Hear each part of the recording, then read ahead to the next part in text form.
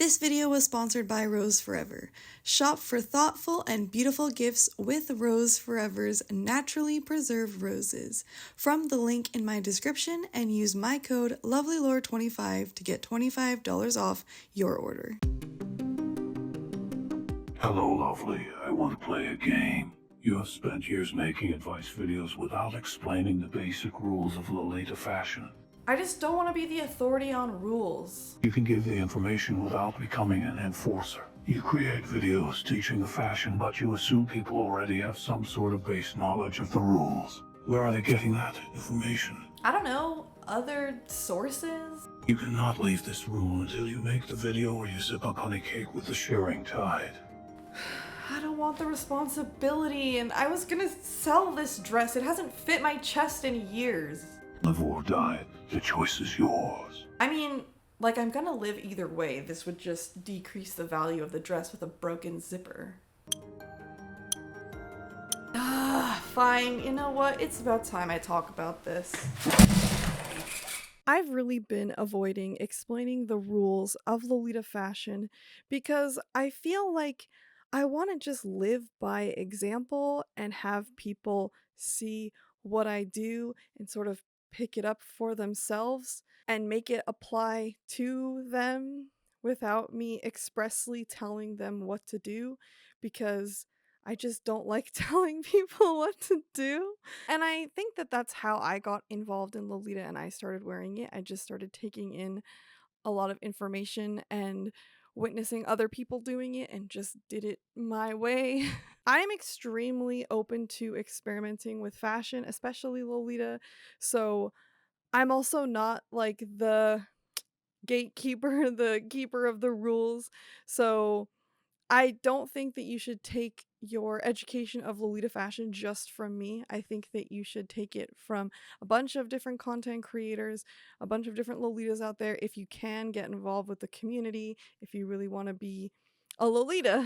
I also want to state that I think that you can wear Lolita pieces in non-Lolita ways, and that's fine, and you don't have to commit to being a full lifestyle Lolita. You don't have to be involved in the community if you want. It's just clothes at the end of the day, and you can wear them however you want. I understand that there are people who are looking for guidance, though, who want to know what to do and sort of a baseline of information. I have a short video on my channel that gets to just the basic information, but I'm hoping through this experience, this video, which is a big endeavor, that I will figure out some sort of set of rules for you or guideline to follow. Before you can even get into the rules and start wearing Lolita fashion, I just think that you should be absorbing as many references as possible. I just think that you should be looking at it, because just being able to identify different pieces that are used in multiple looks and different styles is what's so important. That's what really gives you this grasp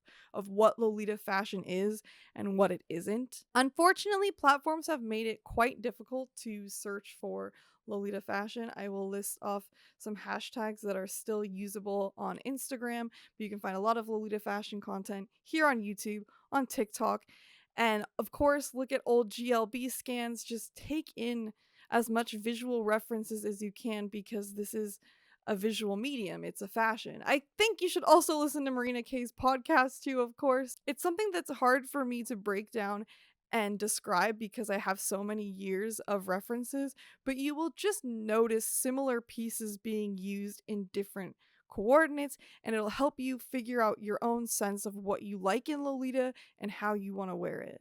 So I received an email that explained the rules of Lolita fashion are like a recipe, and I absolutely love this analogy. And I don't know a better way to explain it than they did, so I'm literally just gonna read what was written.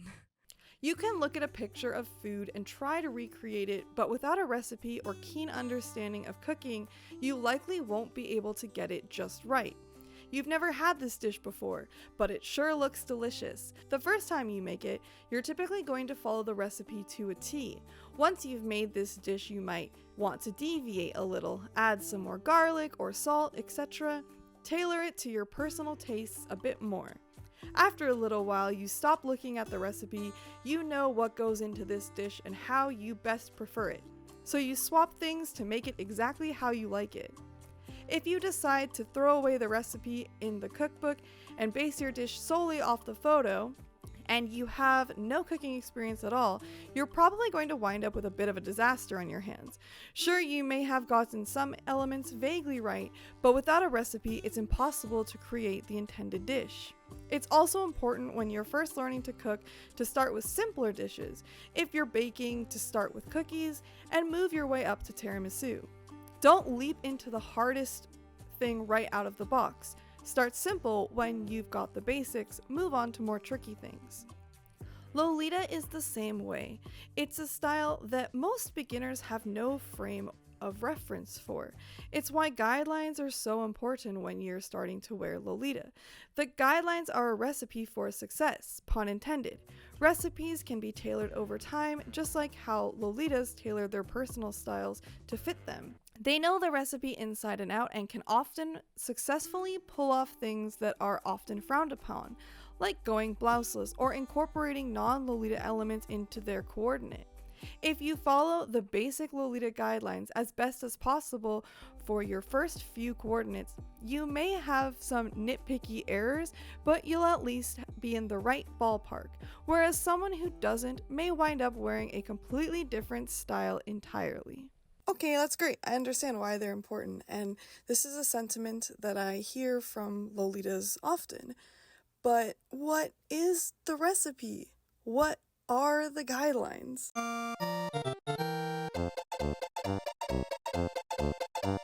I have spent months getting research for this video, conducting interviews, taking email submissions of what people think the rules are, and all people talk about is why they're important and why we should follow them and why they're there. What are the rules? What are you referring to? Nobody wants to sit down and say, this is the rule, this is step 1, this is rule 1, rule 2, rule 3. And I understand it, because if you do that, then the community sees you as a gatekeeper. And then you're gonna end up in this 2,000 long comment thread on Big Sisters of Lolita Fashion. Is that even still a Facebook group? I have no idea.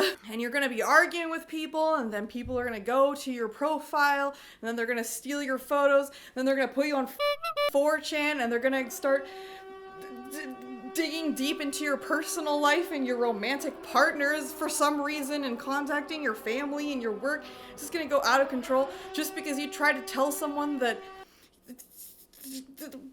you need to wear a blouse or something. I don't know. It doesn't matter. It's clothes. Nobody wants to be the gatekeeper. Nobody wants to be in arguments with people. And then I also believe, on the other side of that, people don't want to make this set list of rules because they want to be able to add to it whenever they want if they just don't like what you're wearing. So, you know what? I'm just gonna do it. I'm gonna make the rules. I'm gonna be the gatekeeper. I'm gonna try to summarize what I think these people are referring to when it comes to the rules, guidelines, based off of things that I have collected over the years, and I'm gonna tell them to you, and whether you decide to follow them or not, I don't care. and if someone tries to tell you what you're wearing isn't Lolita, what you're wearing doesn't follow the rules, ask them point blank. What rules? Where? Where are you referencing this?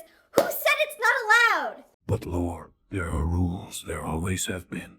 On Livejournal, the Lolita Handbook on Livejournal. The Livejournal rules should be taken with a grain of salt. They should be looked at with critical, analytical reasoning because the Livejournal days definitely prompted a lot of exclusionary behavior and elitism. I don't think that we should be looking towards the Livejournal days as something to hold as the way to be. We should be learning how to improve from those days. It is time to thank the sponsor. I am so grateful to have Rose Forever sponsoring another video, and having this so close to me smells so good. I'm sure many of you are already familiar with their luxurious rose boxes, but for those of you who are not aware, Rose Forever is a New York-based brand that started in 2019, and their naturally preserved roses will last for up to a year as if just freshly picked. All the materials in these boxes are vegan, even the pink and black velvet, and there are so many different colors and styles to choose from. I know that there is one that can match your fashion or someone's fashion that you would like to gift this to.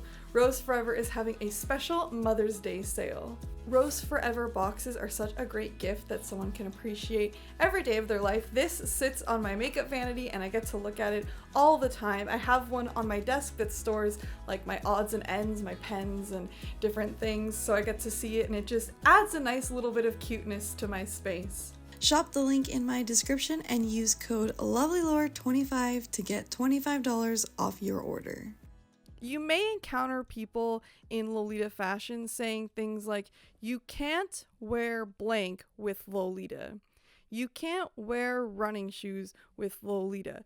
You can't wear harnesses with Lolita. You can't wear crop tops with Lolita. None of that's true. That's just all opinions. There's no statements or interviews from any Lolita designers anywhere saying any of these things. These are just people's opinions, and what I believe they're really trying to say is, I don't like blank with Lolita, and that's fine. You should be able to say what you do and don't like with Lolita fashion, but you also shouldn't dictate the way that other people wear it. And that was, I think, a big problem in the Livejournal days. And I think that people will take those things from those posts and use them to support just the way that they feel about Lolita. I had sort of an epiphany while watching the Baby the Stars Shine Bright New York Fashion Week show, because I realized that seeing these models in such a serious setting wearing the same types of sets that I would see at a convention on Friends and stuff. Like, New York Fashion Week, those runways are like the idealized, not often reality fashions, right? Think about any other runway that you would watch. I don't think that I'm going to look exactly like that model.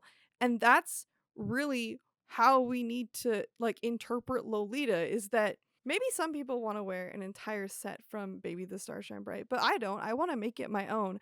I want to style different pieces, and like my body type is not that of a model, so it's going to fit me differently and I'm going to have to style it accordingly. The other thing that I hated is that while watching the fashion show, my brain kept saying, the skirts are too short, they're too tall.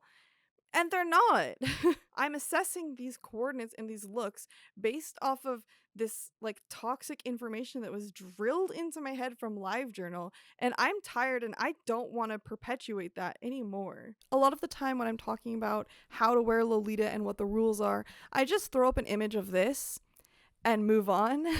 This is a Lolita coordinate breakdown. This one was created by Bellini Bunny, but there are several different variations made by different artists. And I think that the most important thing in Lolita fashion, what makes Lolita fashion, is the silhouette. And if you are going for this silhouette and you fulfill all of the pieces on this breakdown, then you will be a Lolita. You will have a complete Lolita coordinate. And if you don't have one of the pieces from this breakdown, you want to have like a strategic styling reason of why you don't, or you just want to be a casual Lolita and leave that thing out, or maybe you're a beginner Lolita and you're still assembling, so you don't have a complete coordinate. Obviously, how Lolita looks on you is going to vary from this illustration, depending on what you look like, your body type, the type of style that you want to wear. But as long as you're aiming for generally this silhouette and you're fulfilling these needs, then you're golden. You're a Lolita. You did it. I think that the easiest way to get a Lolita silhouette is to buy pieces that are intended to be Lolita, that are from Lolita brands. I think that it's very challenging to try to create this silhouette using pieces that are not made to be Lolita. And I think that it's also hard to make pieces from scratch without having the reference of owning Lolita pieces.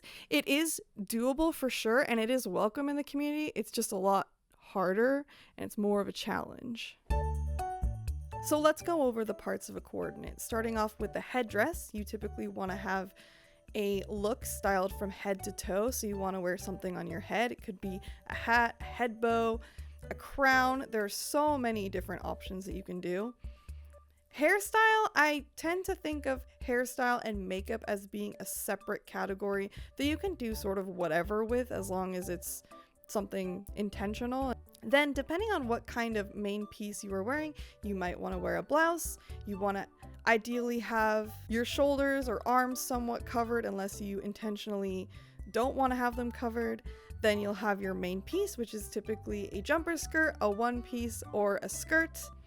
And then any assortment of accessories. I think that a bag is optional. There's lots of fun ways that you can express yourself through bags.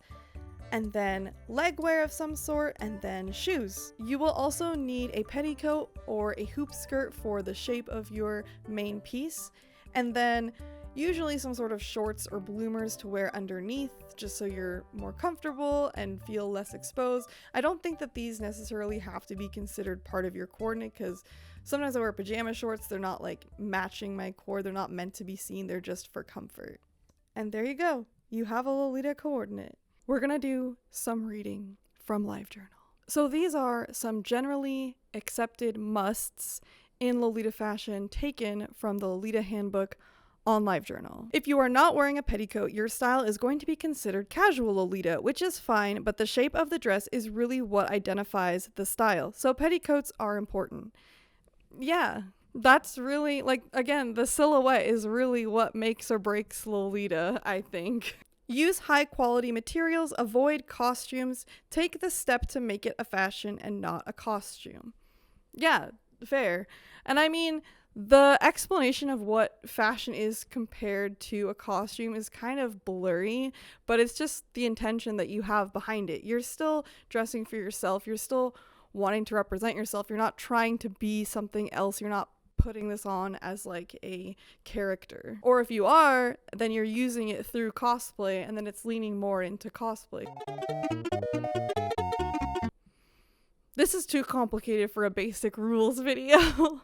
Next, we'll move on to guidelines, which even in the Lolita handbook on Livejournal way back when, they state it's okay and maybe even healthy to break one or two of these once in a while. Time to experiment with these. Cover your shoulders and wrists. Typically, yes, that's what you do. And if you want to experiment with not doing that, it's totally fine. The skirt is knee length thing. I get it, because they don't want to have like the super short type of like leg avenue style dresses or like skater dresses in Lolita, because that's not Lolita. But where it falls on your leg, I think, is less important versus like how long the skirt is from the waistline, because if you're shorter, the dresses are going to be way longer. If you're taller, they're going to be shorter on you. Where it falls is going to vary based on your body type. There are luckily more Lolita brands making more sizes, but then a lot of the Japanese main brands still don't. So they're not always going to be knee length. They're not always going to be just a couple inches above your knee, and that's okay. I have found that the typical Lolita skirt length is about 26 inches from the waistline down. Like, that's the length of most Lolita dresses that I encounter. There's also been a movement of like much shorter Lolita dresses now. I feel like the length isn't really as important as it used to be. For my own comfort and feel, I still like in Lolita having longer dresses, and that's what works with my petticoats. But I've been seeing more kind of like idol Lolita and like circus Lolita, where they're a bit shorter, and maybe stickler Lolitas will be mad about that, but I'm not mad about that. I'd still consider it Lolita. Covering your ankles, legs with tights or socks. Wear a headpiece. This is pretty much just going through the coordinate breakdown. Again, you want to try to have a complete coordinate by fulfilling each of these needs. A coordinate must be cohesive and balanced. Color and pattern-wise. Taste and style is something that you can't really dictate. It's up to the individual, and it just takes your own trial and error and process to figure out what you like, what you feel comfortable in. I think a good way to explain this is using a film term, which is a through line. Your coordinate should have a through line. It should have an overall theme. What is the statement that you're making with your coordinates? And then it says, don't wear neon colors or any weird exotic patterns. Yeah, I feel like you just don't really see that in Lolita. What about modesty? Don't show too much skin. I've seen this idea become real fatphobic real fast, so let me explore this a little bit more. What Lolitas are trying to say with this is that Lolita fashion is not about showing off your body. It's about showing off a coordinated outfit. It's about showing off the clothes.